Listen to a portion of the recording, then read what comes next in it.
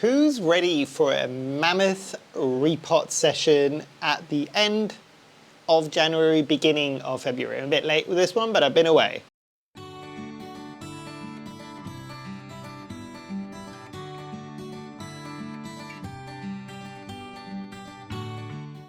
Hi, my name is Memo, this is my channel, Houseplantygoodness, and essentially it's a place where I like to geek out about my big passion. You might be able to see it behind me, it's tropical houseplants. So yes, this is going to be the promised once a month long repot session where we just talk rubbish. I will be answering some topics and some questions that people sent over. Hopefully I'll get into the habit of remembering to give you all more than like 12 to 24 hours notice to send in your questions and topics. But this was a bit like, ooh, I forgot. I need to do this film today. And I'm just going to ask some quick questions and see who kind of responds. So I do promise I will try to get better with that. I promise. Try. Be the optimum word. But I've got a few things that I want to repot today. There is the very sad looking Anthurium erythimoides. I have got a Cymbidium orchid which needs a repot, and that's the predominant reason why I wanted to kind of sit down and do a repot today. And I've got a Calathea that needs a bit of a repot. So without further ado, I'm going to scooch you on further down and let's dive into it. Right, as always, I've scooched you down. Hopefully you can see at least enough of what I'm doing in front of me. But yeah, let's dive into it. Let's do the easy thing first, and let me bring up the questions actually, and I can start with the questions. Ugh, all the flattering angles for these types of videos. Okay, so first question was, this individual would like to know what was my first houseplant or which plant started the collection and what got me into the hobby. So yes, I can easily answer that. Let me show you the first thing that we're going to be doing. This is supposed to be the Anthurium erythimoides. It is now just a stick on a moss pole and some soil. I think this might be dead, so I want to take it off here and see if there's anything salvageable with this, and I will probably just throw that stem into a prop box and hope for the best. I don't have high hopes for this. I think I'm going to have to repurchase this. But on to the question. So first plant, it depends on how you look at things basically. With the first plant, is it the first plant that I got that got me back into houseplant collecting now? If so, and just to clarify, the roots are dead. They are entirely dead, unfortunately, with this one. I'm not surprised in the slightest. I'm going to have to let this dry out a bit.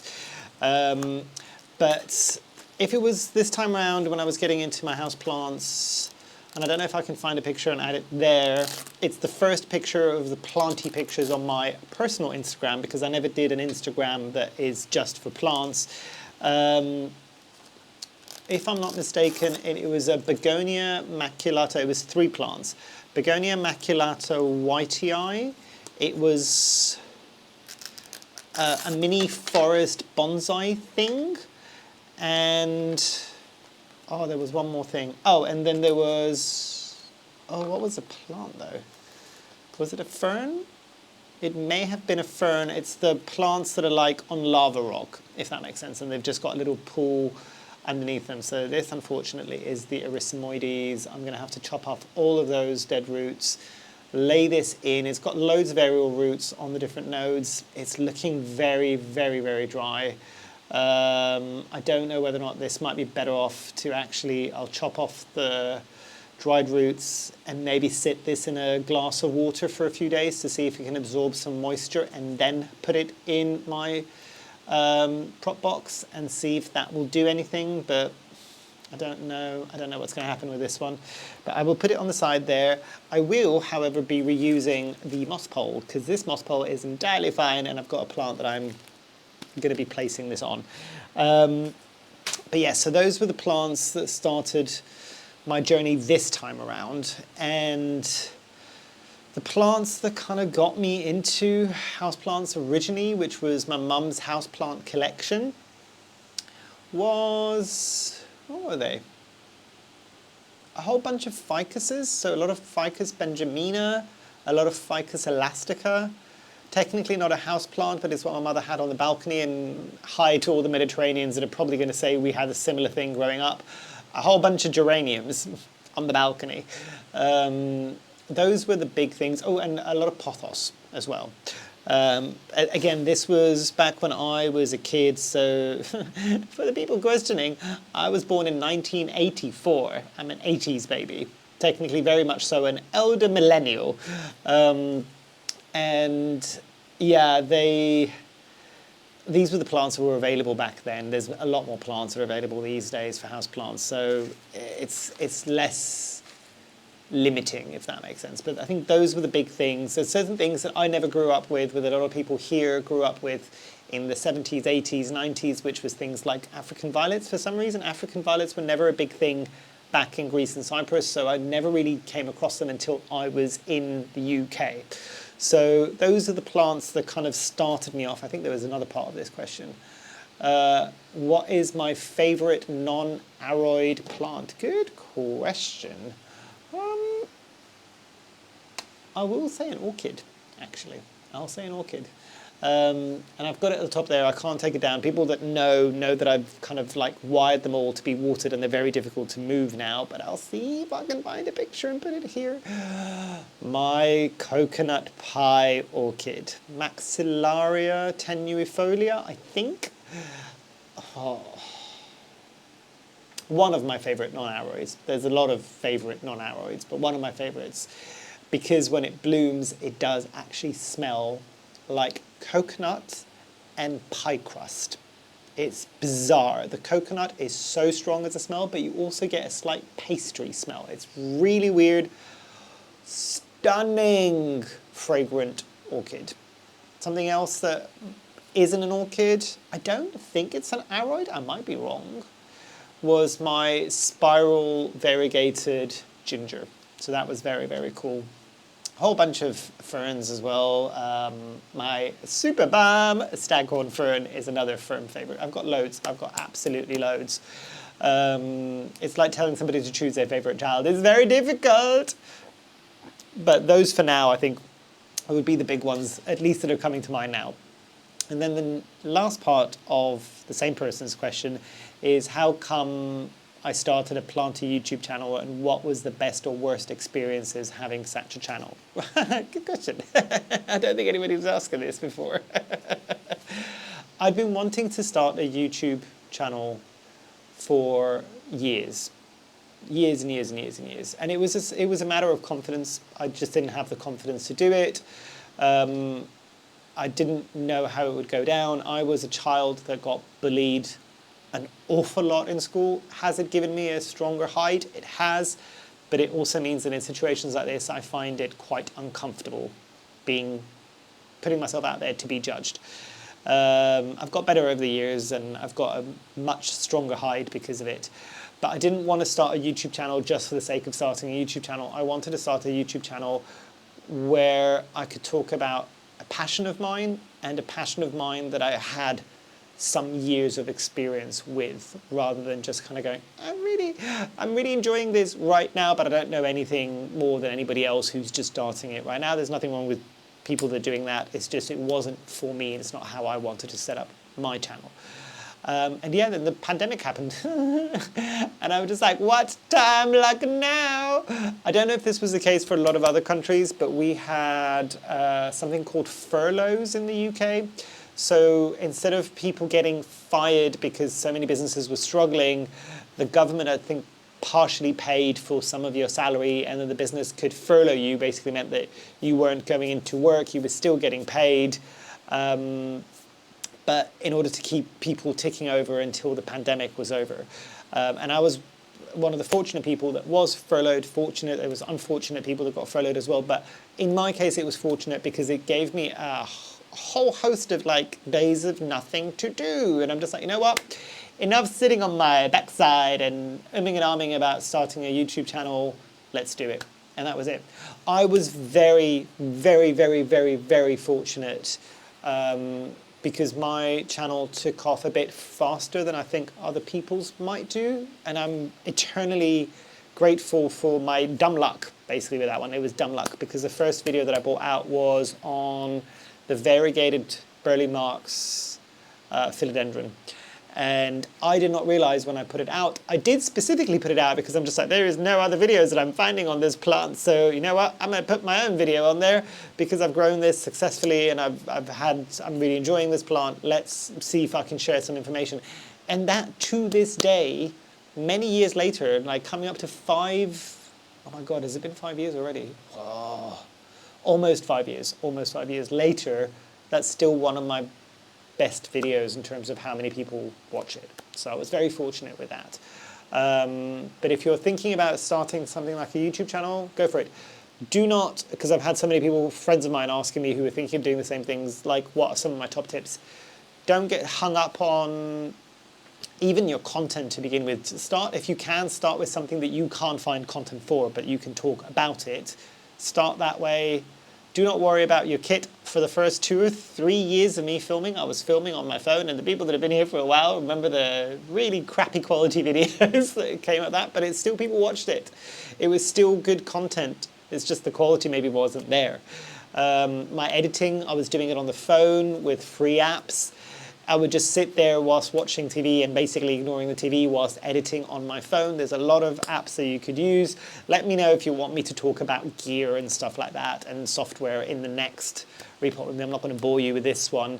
But yeah, just start. I know this is what everybody else says, just start. It is just that. Start and stick to it. Be consistent.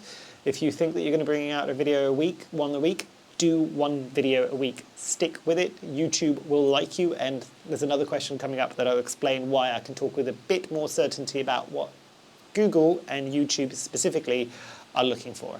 But yeah, those are the big things. I think the other part of that question was, what's the best and worst experiences? Best experiences, let's start with the positive. Best experiences is all of you. And I know it's cheesy and corny, it's what everybody else says as well, but I agree. The best experience for me is interacting with you, my audience, basically. Both on here and at live events when I get to actually meet you in a person. And I will ask the same thing that I have said loads of different times before. I think people forget when they're in the moment, basically, because a lot of people will just come up to me and just say, hi, Memo, and just start talking. And I'm just like, oh, you know my name because I tell you at the beginning of my video, can you please tell me your name when you meet me for the first time? Because I don't know. And if you can, not saying that I'm going to be able to put the connection, there's so many of you now, which I, again, eternally grateful for. But maybe tell me your username on YouTube as well, because if you just tell me your name, but I don't know your name from your comments, I might know your username, I might recognize that a bit more. That might make the connection. It's more the fact that I'm just like, I don't know who I'm talking to. You know me, I don't know you. But yeah, I think the audience, yeah. And a lot of people that I've met, wider community as well, not just the audience, like people like Emma, Claire, Sarah the plant rescuer, Lisa, all of these amazing individuals, Johnny, like all of these amazing individuals. I'm pretty sure I'm forgetting people. If I have, I'm really sorry. I don't mean anything by it. It's just memory shit. Those have been the best experiences. Best experiences. Worst experiences, again, I don't think I'm going to be sharing anything that people aren't kind of aware of. It is kind of the more negative comments. I do tend to block them a bit more now. I tend to not engage, and I won't. Like if you leave a really horrendously rude comment, you're not just going to get blocked. I'm also not going to respond. I'm not engaging. I'm really sorry. I'm a 40-year-old human being. I do not need to be dealing with people that maybe need to get a grip. Or also maybe need to watch their tone. Sometimes you're still talking to essentially what is a stranger online. Be nicer. You would never say this to somebody that you met in person. I would hope, be a bit more polite. Try to do the same thing to somebody that you're speaking to online. We are trying our best. We don't go out of our way to piss off anybody or not do what you want us to do. But yeah, it's just that can take its toll at the time, but as I said, I'm relatively fortunate that 99.99% of most of my comments are lovely. You are all lovely, lovely human beings. and I shouldn't let that 0.001% affect me, but sometimes it does. I'm only human, basically. So, yeah, that's the good and the bad. Sorry, there's a lot of chatting for me. Let's move on to let's move on to the Calathea, shall we? And let's move on to the next question at the same time. So, good question actually. This individual says, "I'd love to hear about books. Do I read novels? What's my favorite genre? Are there any tropes that I hate? Can I recommend some books?" Yes, I can recommend some books. I will put them down below because I will not remember them right now, but I will put them down below. But yes, I do love reading novels.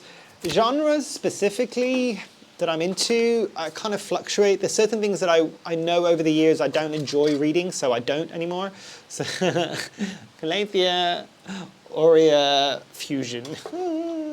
Looking busted like nobody's business. Let me take off some of the crispiness, so at least that's gone.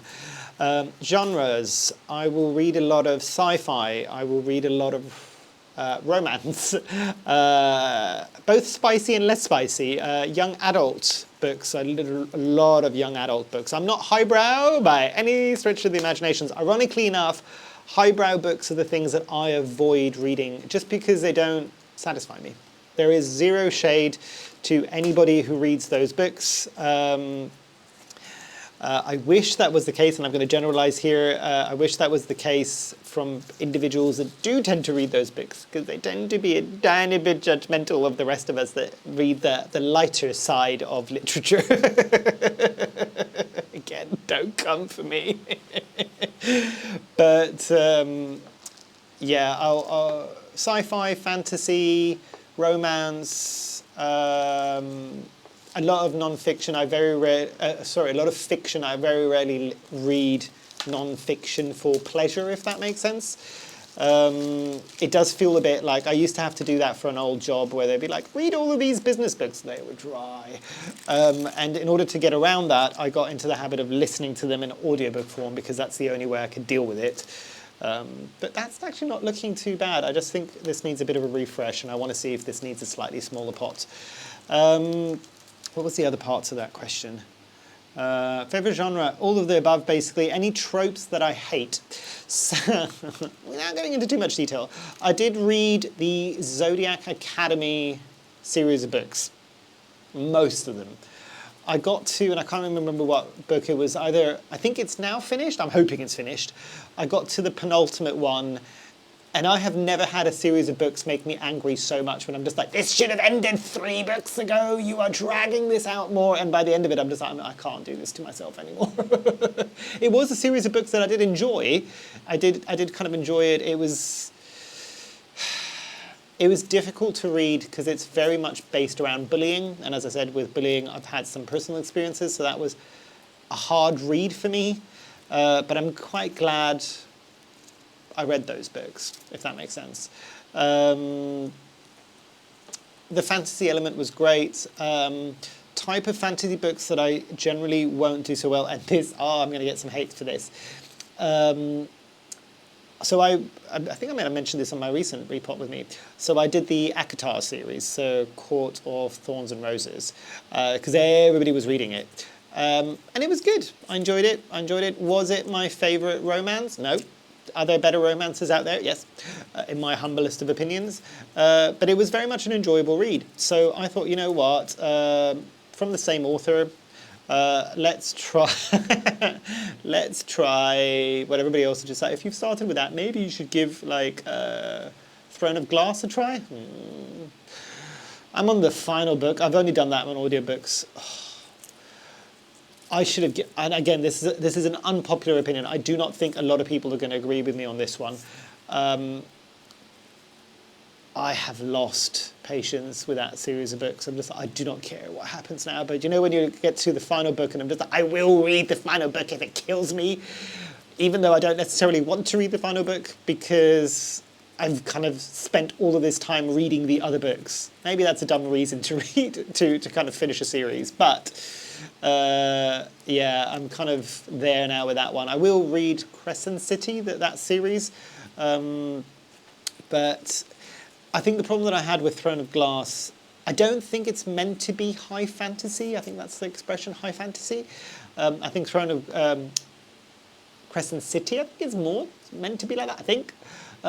But for me, Throne of Glass is very reminiscent, and I've never read this book either, because I know that I probably won't enjoy it, which was Game of Thrones. I know, don't comfort me. Never saw the series either. Those big adventure type of things, I've also never read, I've tried, but I gave up, any of the Tolkien books. Tolkien was a different story. Tolkien, I know is a firm favourite author for a lot of people, but for me, he's way too descriptive. I lose interest. Like, I don't need to know how that puddle of water glimmered on that specific rock. Get to the damn point. But again, I know there's a huge following. That's just my preference. No shade, basically, at all. But it's just something that I kind of lose focus too quickly. I prefer books that are very heavily character driven, basically. I don't need heavy world building. So, yeah, those are a few things. Did I say any tropes that I don't like? I don't know. Maybe I mentioned that. Can I recommend books? Yeah, as I said, I'll put some recommendations on there as well. As I said, it's not highbrow. It's the same thing for movies and series for me. I need things that are easy watching purely because my brain is fried after work for most days. I have long, long days. I don't want to think when it comes to reading or watching things. I know that's probably not the best way of doing it, but it's something I do to relax. So it's the way that I prefer to relax, if that makes sense. So the reads are actually not looking too bad on this. They're okay. They're really, really good. They're really, really good. But yes, I don't know, do I need a smaller pot? Possibly. I think that pot's too big for it. Let me grab a smaller pot.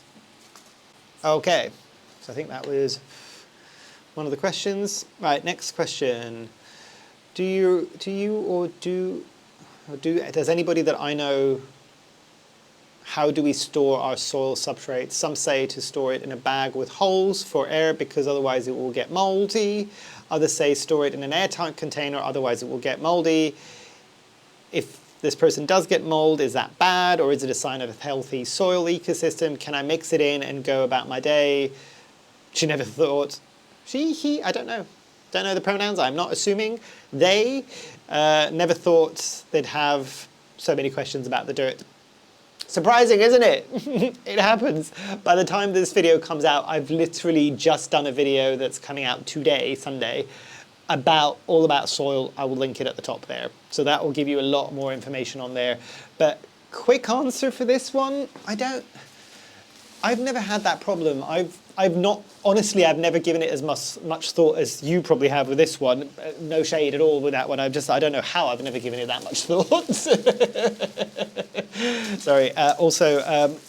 Obviously, Soil Ninja's Anthurium mix, big bag of, because that's what all my plants get, including my Calatheas. Let me just grab my little scoopy thing. Yeah. Scoopy thing. Okay. So I'll tell you what I've done, and I've never experienced any mold. And I've always had my soil in this space, which has a lot of humidity. I've always just had the bags that have a Ziploc at the top, and very rarely do they zip all the way up. And that's what I have used to store my soil in. There's still air that gets in. My assumption is if the soil media is a bit damp and you close it in and it's near something where it's going to get very hot, like near some light or anything like that, you might get something like mold and things like that. Do I think that's necessarily bad for the soil? Maybe, but I would imagine regular soil, if you're seeing it out and about, would probably have some form of mold in it, bacteria, all of these things. That's kind of normal. It's all over everything, really, so it would be in soil as well. So do I think it's a huge issue? I don't know, I'm not a soil scientist. I would say you can probably just mix it in and go about your day. I am pretty sure a lot of people that are watching this video are going to disagree with me on this. If you do, and you have any kind of scientific proof to kind of back up your claim, please do let us know, because I'd be quite interested in knowing the answer to this one as well. It's not a problem, as I said, that I've faced, but yeah, it's an interesting one, and I'm surprised not more people have asked this, actually. It's a really interesting one. So kudos for a good question. But yeah, I don't know if that really answers your question, but as I said, I've done a video that's talking around soil substrates and things like that, so I'll link it at the top there. The reason why I've repotted this specific Calathea is because it sits underneath where I have a lot of my mounted orchids now. So I'll let them drip dry on there, but it will constantly drip water into this. So part of the reason as well why I wanted it to be in a very chunky aroid mix or Anthurium mix is because I know that this is going to stay wet for a very long period of time. The roots were healthy though, to be fair, so this is doing okay. Okay, next set of questions. This is good ones. Loads of personal questions. I don't mind. If there is a personal question that I don't want to answer, I just won't answer. I'm just telling you, just being real. So the first question is, what is my day job? I think I've mentioned this before. I have my own digital marketing and web design business. I've been in that industry for many, many years, but I have had many jobs. I did 2 degrees. One was human anatomy, and yes, I used to be in anatomy labs with cadavers, real cadavers, and I used to do dissections for hours on end. I know it makes me weird. I was a gothic child, leave me alone. I loved it. At that point, I was still thinking I was going to go into medicine and go into plastic surgery, but I realized after a 3-year degree that I'm just like, I cannot spend the next 15 to 20 years of my life studying and being broke as a student, so that's the reason why I decided not to do it. I did a degree in tourism with business, entirely different to the sciences. That was a challenge because I went from a scientific background to a humanities course. The amount of lecturers that would be like, you need to not write your essays as if you're writing a report. I'm just like, but I couldn't do it. I've been a scientist all my life. I need to be factual. I can't put fluff. So that was that was a growth experience there. Then I had my own patisserie. Then I worked for a bit in the catering industry as a restaurant manager. Then I fell into a couple of jobs. One was VAT auditing around Europe, where we would fly out every Monday to somewhere in Europe. That was my commute on a Monday, was a plane, stay in Europe for like a week, do the VAT auditing, which we got trained on. I had no background in finances at that point. Most people could do it with some decent training. Then you'd fly back on Friday, have the weekend, back home, and then do the same thing over and over again. That can be a bit much, but I'm quite glad I did it. It taught me a lot over the years. Then I was a personal assistant. Then I fell into digital marketing because I did that for my own patisserie business and have stayed in that field ever since, basically, which is why I was kind of mentioning that I tend to know a bit more about Google and YouTube, because I'm on the other side of all of this. I'm on this side of the advertising side of things, and I know what the advertisers look for when they're asking the platforms to do certain things and how the algorithm can work, so I can see both sides of that, if that makes sense. How old am I? I was born in 1984, so I am 40 this year. I'm all right with that. It's a number. I didn't even do anything major for my 40th. So yeah, and anybody who was at the Malvern Spring Festival last year, you saw me like a day or 2 after my 40th birthday. They wanted me to go up there earlier, but my birthday's on the 9th of May, and I think it was starting on the 9th, and I'm just like, I'm not doing anything special for my birthday, but I also don't want to be somewhere in the country where I've never been before with probably a lot of people that I knew a handful of good friends there, but I'm just like, I'd rather be here with my close friends for my 40th, basically. So yes, 1984, elder millennial, 40-year-old. Do I have any siblings? Yes, a half brother and a half sister, older than me. And do I have a significant other? Yes, I do have a significant other. I don't ever mention them on this channel because I want to give them the benefit of not being involved in all this. I chose to do this, but they did not. We've been together for coming close to 2 decades now, so a very long time. Have I been to the US? Yes, multiple times. I went when I was very young. And let me think where I'd been. I have been to Montana, that was great. I need to go back to Montana. I really enjoyed it. Montana, California, several times. Recently did a trip to California where we hired an RV and we started off in San Francisco, then went to Napa, then went to LA, then we went to Malibu. I could move to Malibu tomorrow. I really, really could. We did Pismo Beach, we did Santa Cruz, and then flew back. I've done a trip to Boston, specifically Hampshire.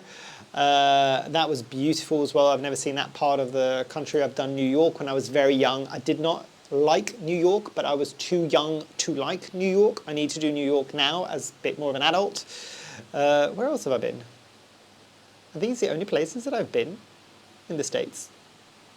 I do want to go to Florida at some point. I'm really hoping, I don't know if it's going to happen, so I'm not making any promises this year, but I really want to do the International Arrowhead Show. I really, really want to do the International Arrowhead Show. Whether or not I'm going to be able to afford to come out there. So if there's any companies out there that are willing to fly me out there and I can be in their booth and everything like that, hit me up. Up for that idea entirely. I don't think I'm a big enough YouTuber to do that, but yeah. Here's to hoping. But I'd love to do Florida. I would also love to do kind of New Orleans. There is something in my head very romanticized about the South that I would kind of like to visit at some point. Some of the food, the culture, all of these things, the accent, I'd die for the accent. Same thing goes, talking about books before, a huge fan of the True Blood books, Anne Rice books, all of these things which generally tend to be like based around there, really, really enjoy. And I would like to visit that part of the US at some point soon. What was the other one on here? Do I have pets? Yes, I've got Duke, it's not golden retriever. Yes, golden retriever. Not golden retriever. Labrador retriever, that's it, but it's not a golden retriever, it's a Labrador retriever. There is Drusilla, the bearded dragon. There is Spike, the crested gecko. There is the girls, the southern belles, the chickens, the 5 chickens. So Tallulah, Jolene, Gracie Lou, Delilah, and Blanche. I think that's everything at the moment in terms of pets. Yeah, that's everything for the moment when it comes to pets. They were asking if the questions are okay. Sorry, they're being noisy. That's fine. I don't mind. I'm okay with this. I kind of opened myself up to these questions, so it's fine. Hopefully I've answered them in a good way for you. But let's look at the next question. I can do my Cymbidium as I'm doing that, sorry. I get distracted by answering all these questions. Good questions, by the way. What is the next question? They're saying they're new to the channel. Welcome. Hopefully you're enjoying. This person has a Philodendron Prince of Orange and a Philodendron Dark Lord, which mine is at the top. You can't see it now. You should see it at the beginning of most of my videos. Do I have any tips for both of those plants? Yes. Interestingly, the Dark Lord, let's start with the Prince of Orange. And let me start with the Cymbidium. So you see what I mean? The Cymbidium is like this. That pot is way too small. And a lot of you, when I was doing this, they were just like, that's not going to be good enough. You're going to need a bigger pot and you're probably going to need soil instead of just moss. I had to learn the lesson on my own because I am a stubborn ox. So yes, I have learned my lesson now, and this does need to, and I bought some pots specifically so I can repot this. But so let's talk about Prince of Orange. Prince of Orange, for me, was probably one of my least troublesome plants. It was kind of relatively straightforward. For me as well, it was one of those plants that, and I know I've had good successes with it, but I've also got it as a relatively sizable plant already. I never started it from a small plant, so like a baby plant. So I think it's a bit harder with that, but I don't know because I've never grown it. So if anybody has grown it from that and they've got some advice they want to give this individual, please do so in the comments. But I found it relatively straightforward. With the Prince of Orange, There's not a lot of philodendrons that I'd be like, you know what, the majority of the standard advice that you get from philodendrons, follow it because they're all a bit more unique. The Philodendron Prince of Orange for me was so non-problematic that I would say if you follow that advice, it's fine. So bright indirect light, I'm going to sound like a broken record. Bright indirect light, give it some decent humidity. Does it need an awful lot of humidity? No. Will it have a lot of issues if it doesn't have a lot of humidity? In my experience, no. But yeah, and really it doesn't need an awful lot of fussing, really, and it will do what it needs to do. It's not the fastest philodendron that I've ever owned, but it is one that's relatively straightforward. And actually, I'm surprised with some of these roots. I thought they were all kind of rotted away, but they're doing okay, actually. Let's get rid of some of this sphagnum moss. But I see what you mean now about the roots on this are intense. They really are. And this plant could have potentially been a lot bigger had I given it a bit more of a media like I'm about to give it now. And again, I'm going on what I've seen online. If anybody has any other advice for this, please do let me know.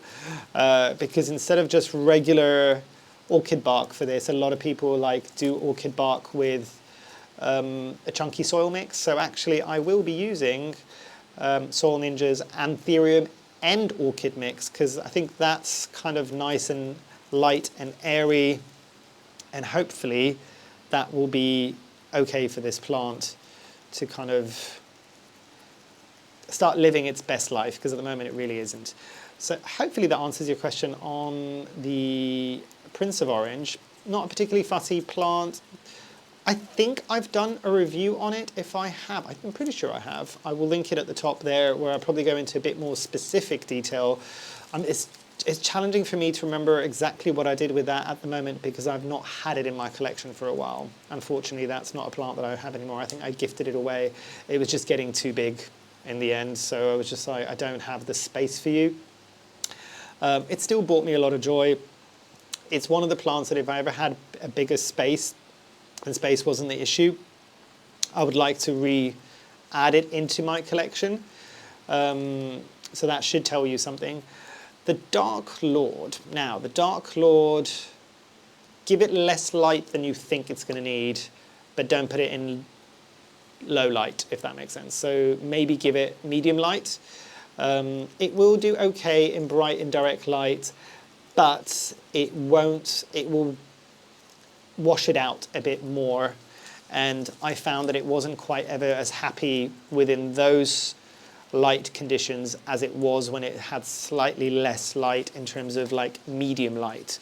So yeah, this has not got a lot of roots, and the pot that I'm going to put it in is quite large, but considering that this is meant to be quite an aggressive grower, I'm hoping that it will grow into the media basically. But yeah, that's my big tip on the Dark Lord. Enjoy it. It is not, in my experience, one of the fastest philodendrons I've ever had. I think I may have also done a review on this one. I will put it at the top if I have.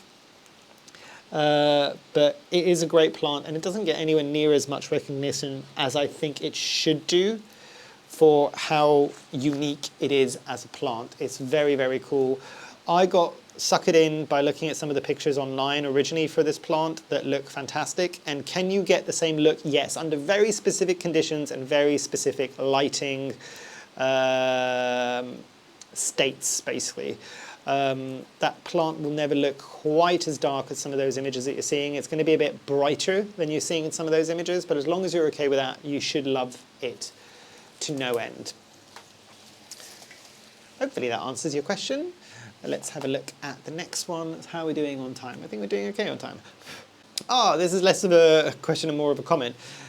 Your jumpers. You have the most awesome jumpers. Today's one's a bit weak, but it's very fluffy. It's very fluffy. I'm not entirely sure I'm liking the color on this one. It's a bit of a weird one, but it is so petably soft. I found this when I was away on a holiday. This was like on sale. I think it was like 10, 15 euros. It was great. So it's nice and warm.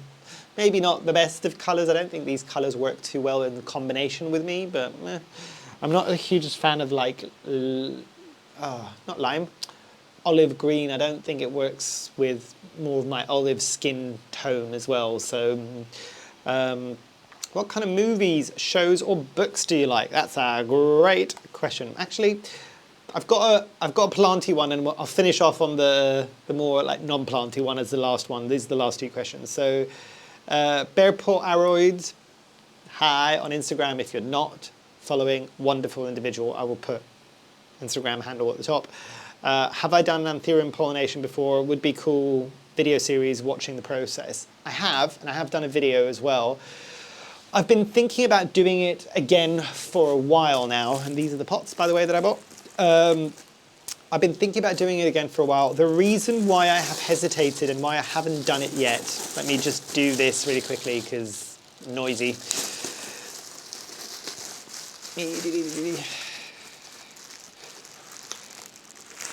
Here. Ta-da! You see what I mean about the pot might be a bit too big for... might be okay. Might be okay. Hopefully it will grow into it. But the reason why I haven't done it recently is because the last time I did it, I had too many seedlings. I know, it's a problem, isn't it? I did quite a few pollinations. I did 3 or 4 different pollinations, cross-pollinations and things like that. It was great fun. Do I encourage people to do it? Yes, 100%, 100%. Do try doing it if you can. It is a great experience to go through at least once. But, and this is the reason why I haven't done the video, be prepared for way too many seedlings. Way too many seedlings. If it does well, like at some point I had over like 200-300 seedlings. I'm just like, and that was from a couple of home pollinations. So it's a bit like label your pollinations and label them clearly, because I forgot what half of mine were until I started seeing them mature a bit more. But I might do it again. The reason why I'm hesitating, sorry, to come back to the question, is because I don't want to have that many seedlings again. Some of you actually got some of those seedlings. Hopefully they're doing well, by the way. Hi, and hopefully they're doing well. But yeah, that's the big thing I would say is, if you think, you know, when you do, oh, instead of throwing away all this like pruning that I've done on the tree, on like a plant, I'm going to keep them and propagate them, and all of a sudden you end up with 10 of the same plant. Multiply that by quite a lot with seedlings from Anthurium successful pollinations. Sometimes your pollinations won't be as successful, but if you want me to do a video, I don't have videos about this, but having been through it once, and I might be able to find some pictures and videos of when I first did it, I can do an entire Anthurium pollination video. The reason why I haven't done it again, and I know what you're all going to say, is because a lot of other people have done it, and a lot of you will say, we want to see your way, that's fine, but let me know if you want me to do that video, and then I can kind of put it together. But yes, I have done it before. Would I do it again? I don't know. Maybe a series, maybe a single video, we'll see basically. But hopefully that answers your question. Coming on to that last question that I was talking about before, what kind of movies, shows and books do you like? The book thing we've already covered, I think, ad nauseum. But movies. So movies, I'm the same as I am with the books. And let me just do this really quickly because it's going to get noisy otherwise. I just want to create a bottom layer of lacquer.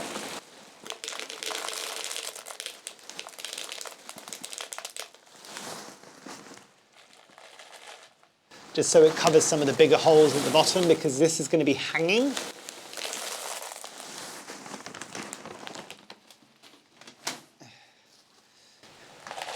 So you can see what I've done. I know that I've just raised the water level, soil level a bit.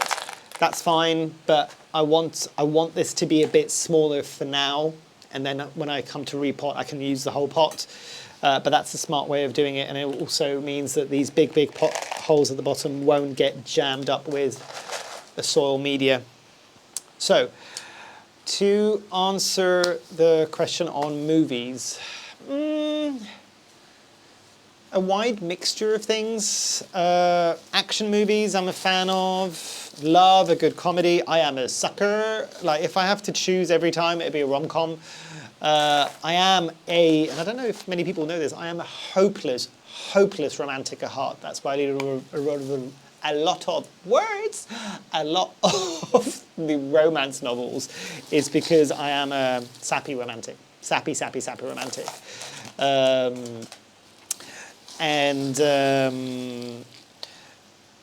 Yeah, so rom-coms, comedies generally. I'm also a huge fan of things like stand-up comedy.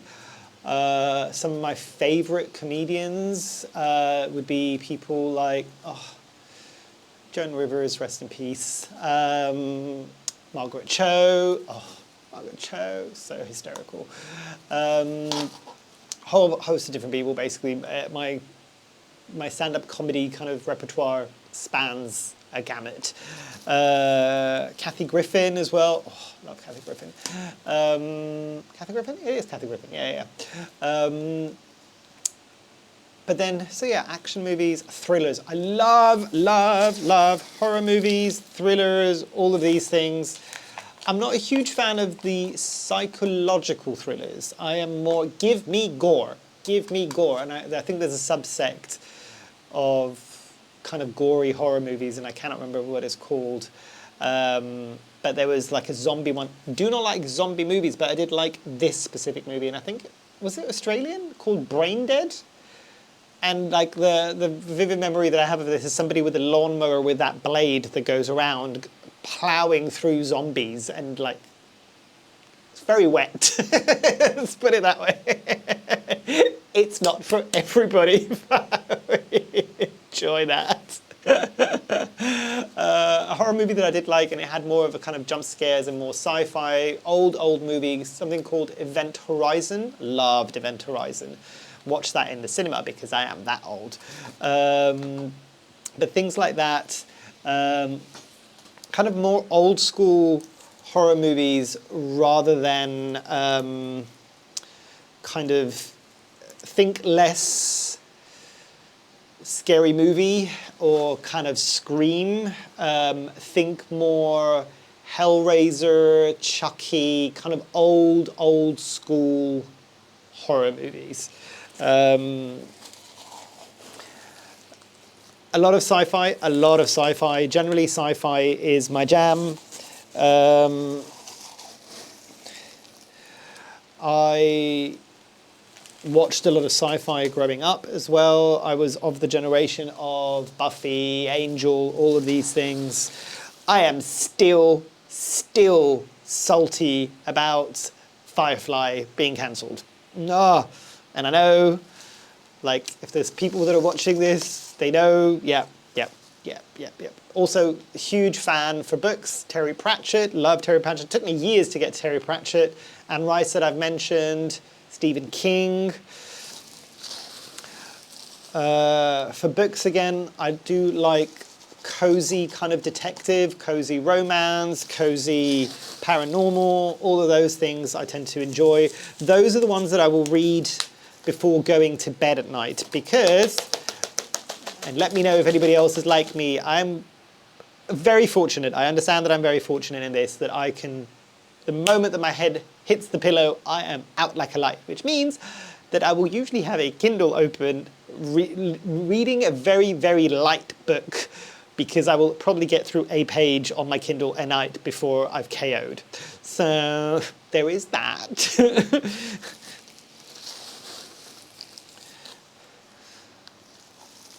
But other types of movies. Do I like the Marvel movies? Yes, I don't mind the Marvel movies.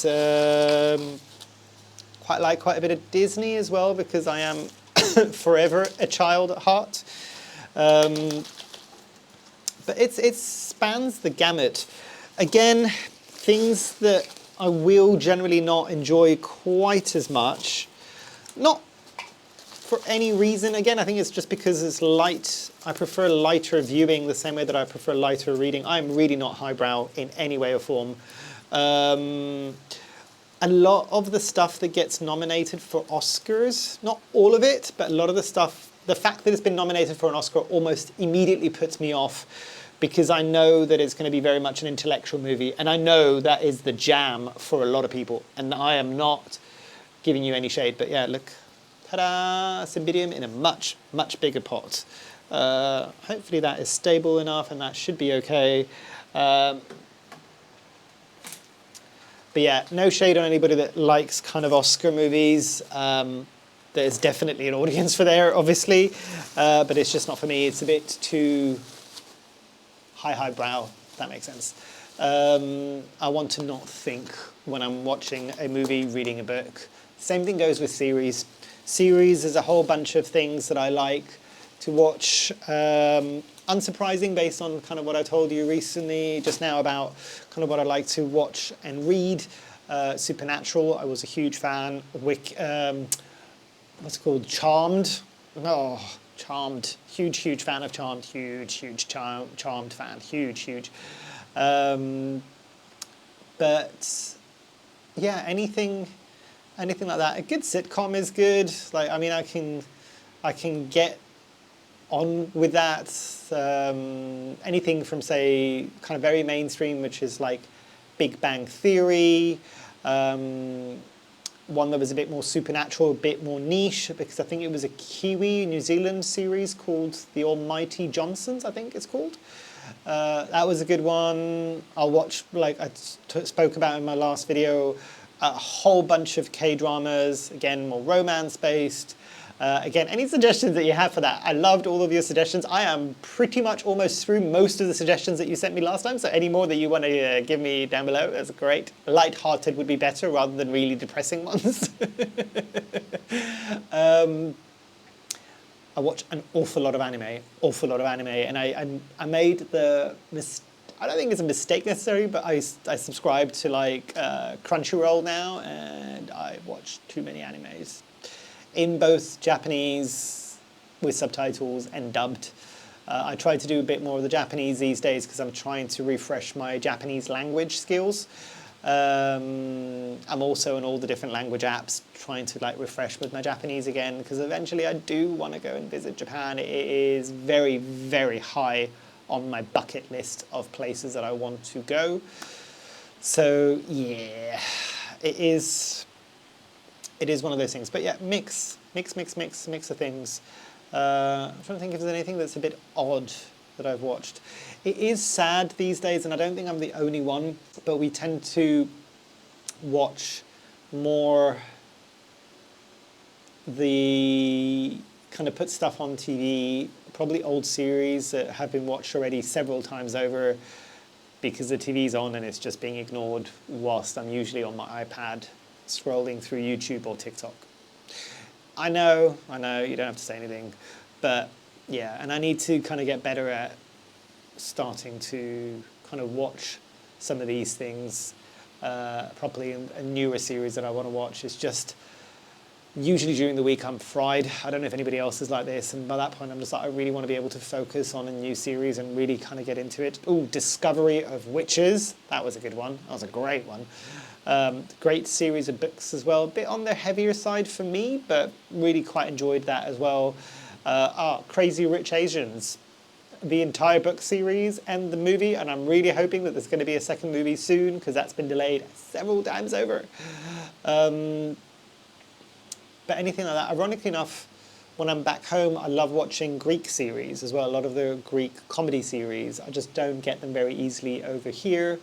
For any of my Greek viewers, hi, so things like Parapede, anything like that, love it. The classics, Men και Δεν, Ellenis Kostadinu, all of these things, like thoroughly enjoy them.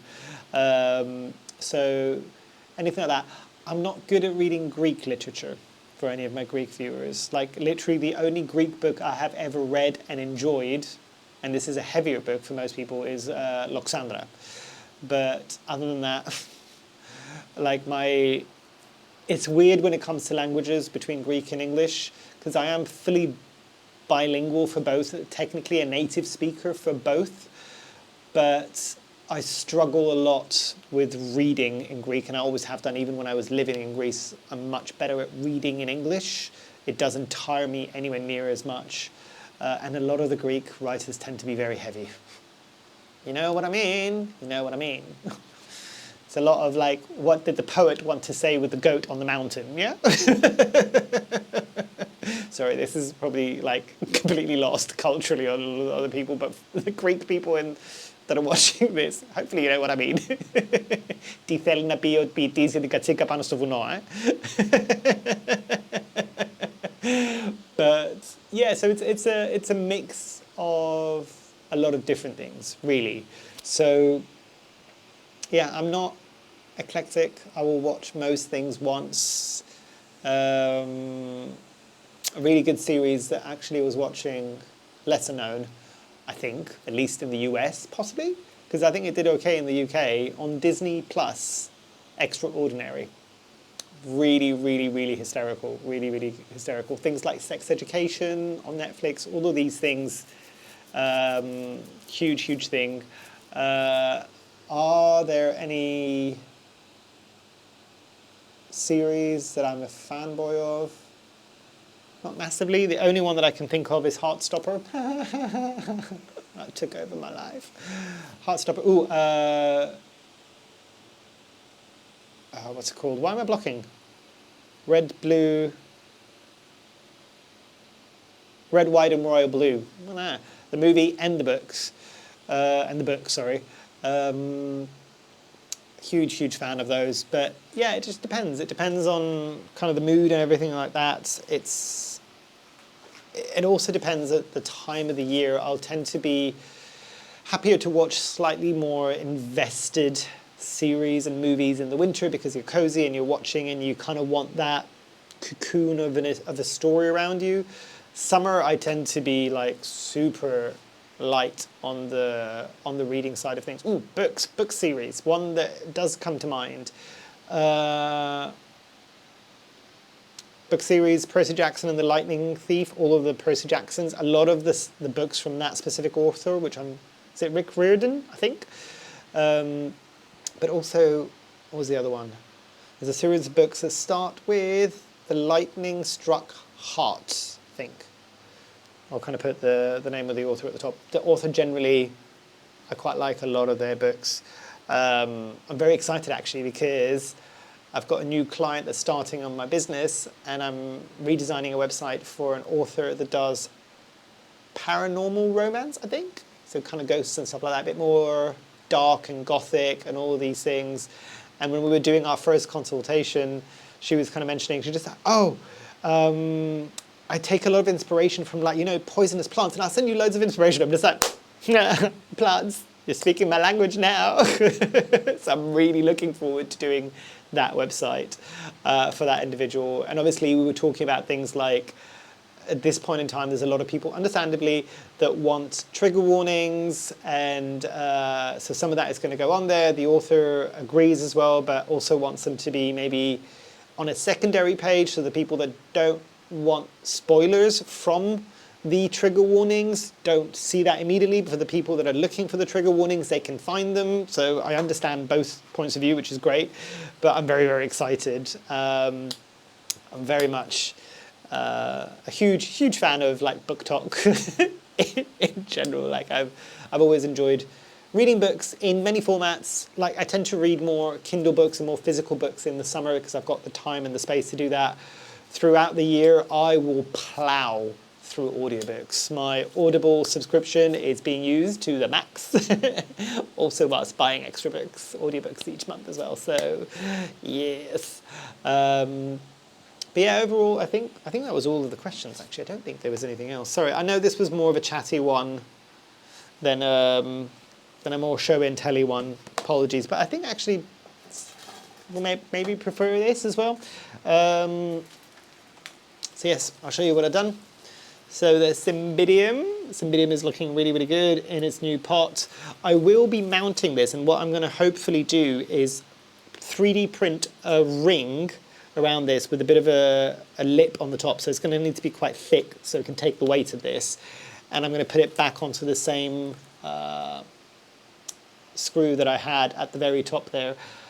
I did used to have a bracket that used to go over something like this, which might be an easier way of doing it, but for all love of money, I do not remember where that is at the moment. But yes, hopefully this will do a bit better for me this year. I'm hoping I might get some blooms.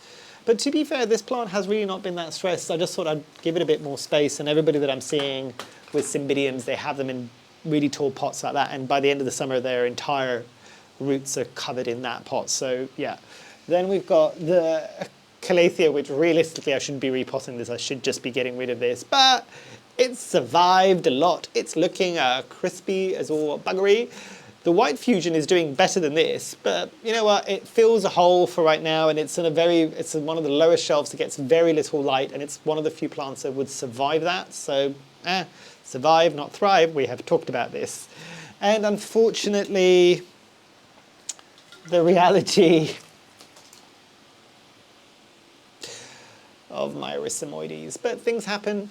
That's such as life, and you move on, you learn, and hopefully you replace with a new one this year.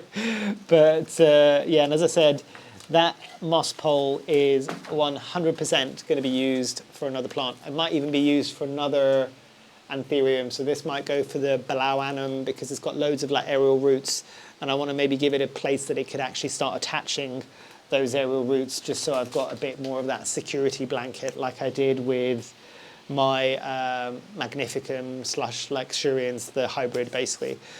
But yes, I think that is everything of me prattling on and doing a bit of a repot, but also a bit of a chance to catch up with all of you. How are you all doing? Are you doing okay? I know the last one of these that I did was at around the holiday time, and I know that's a difficult time for everybody. How are you all doing? Because it's been an interesting January for a lot of people. So hopefully you're hanging in there. Remember, I love you. There's other people that love you for sure. Just keep on trucking on, basically. But tell me a bit more about how this month has been for you. Hopefully some of the people that were struggling in December, maybe they're having a slightly better beginning to this year, hopefully. Any kind of questions that you want to put in preparation for the next one of these, do let me know on this as well. I will ask closer to that time as well. But what do you think? Did I do okay with the Cymbidium? Like, are you thinking that the Calathea might die a death? I don't know. Let me know down below and let's have that conversation. But yes, hopefully you've enjoyed. Hopefully I shall see you here soon. And I truly, truly hope that you have a great rest of your day. Thanks. Bye.